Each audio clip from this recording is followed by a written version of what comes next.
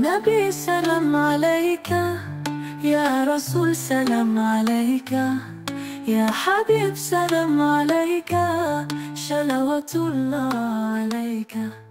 Asyraqal badru. Assalamualaikum warahmatullahi wabarakatuh. Sahabatku, pernahkah engkau berada di suatu tempat yang ramai tapi hatimu terasa sunyi? Atau sebaliknya, berada di tempat sepi, namun pikiranmu penuh dengan percakapan yang tidak pernah berhenti. Itulah tanda bahwa diam tidak selalu berarti hening, dan berbicara tidak selalu berarti ramai. Hari ini aku ingin bercerita tentang satu perkara yang sederhana, tapi sangat dalam maknanya. Diam. Bukan diam yang dingin, bukan diam yang lari dari kenyataan, tapi diam yang penuh kesadaran, diam yang justru menghidupkan hati. Orang-orang yang menapaki jalan spiritual mengerti, semakin tinggi seseorang memahami kebenaran, semakin sedikit ia berbicara. Bukan karena ia tidak punya kata, tapi karena ia tahu setiap kata akan dimintai pertanggungjawaban. Rasulullah Muhammad SAW pernah bersabda, "Barang siapa yang beriman kepada Allah dan hari akhir, hendaklah ia berkata baik atau diam." Itu bukan sekadar adab, tapi penuntun agar lisan tidak menjadi pintu dosa. Diam yang seperti ini adalah bentuk mujahadah nafs, mengendalikan diri, menahan lisan dari ucapan yang sia-sia atau melukai.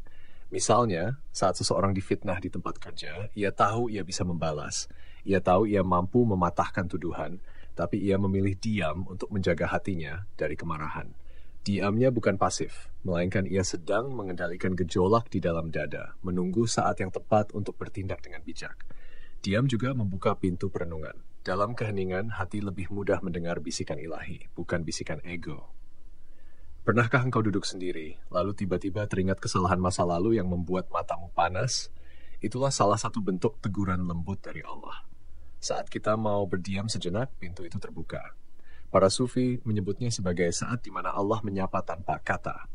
Diam juga menjadi cermin kebijaksanaan.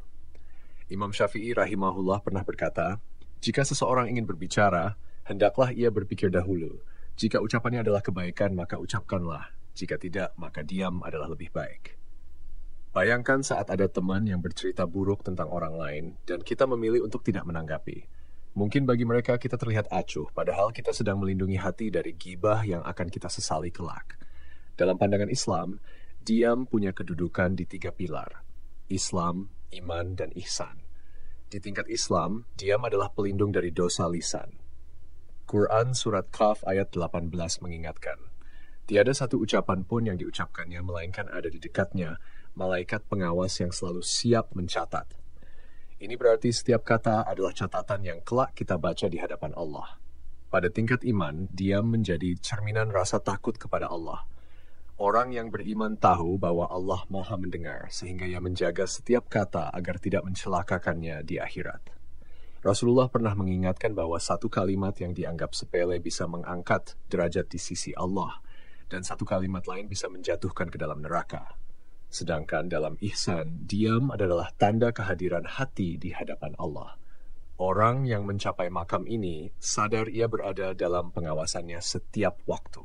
Seperti Nabi Musa alaihissalam yang ketika dipanggil di lembah suci, diperintahkan untuk diam, menanggalkan sandalnya, dan merendahkan diri di hadapan Tuhan semesta alam.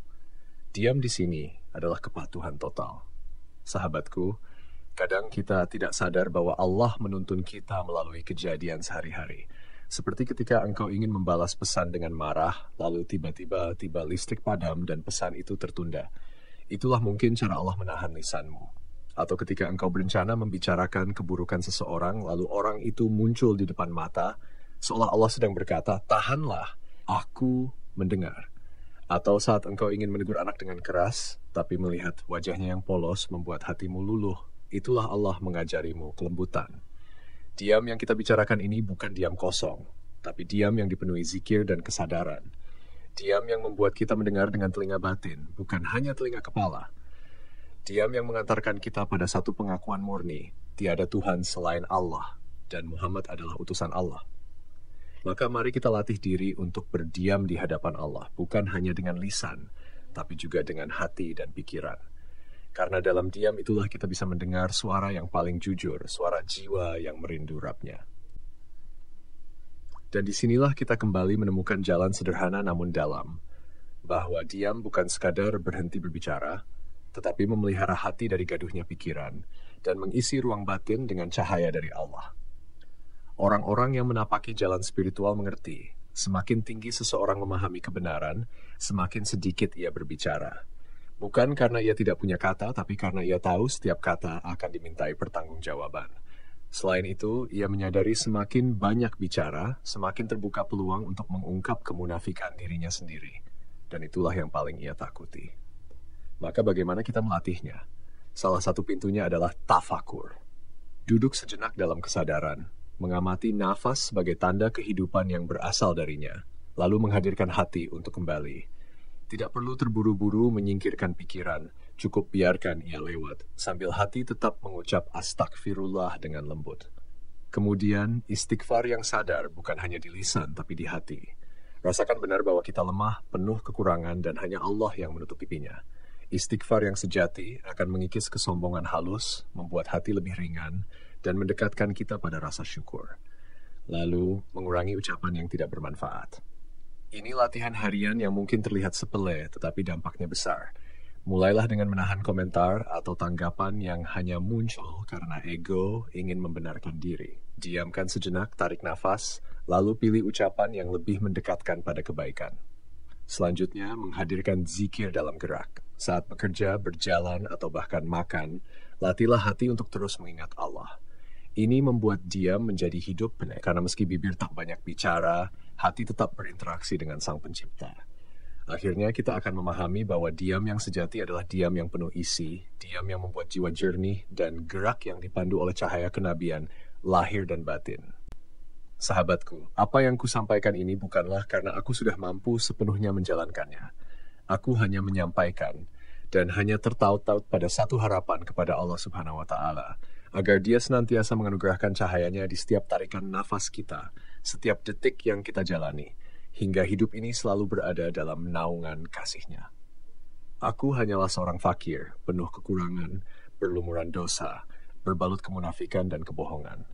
Aku mengakui mempraktikkan itu semua tidaklah semudah mengucapkannya, sahabatku. Teori bisa dihafal, tapi amal butuh perjuangan tanpa henti.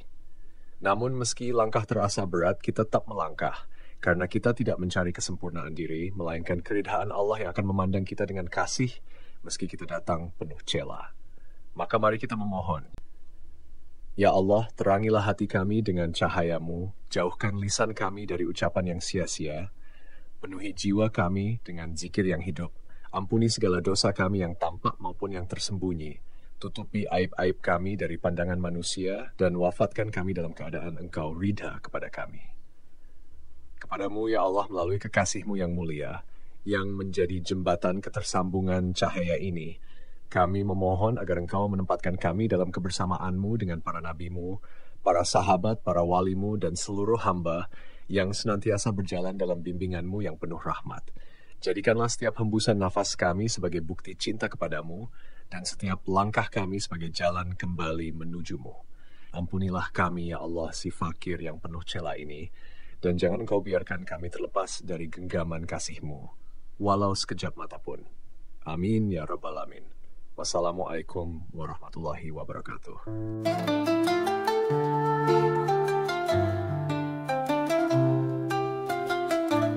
Ya Nabi salam alaika, Ya Rasul salam alaika, Ya Habib salam alaika, Shalawatullah alaika.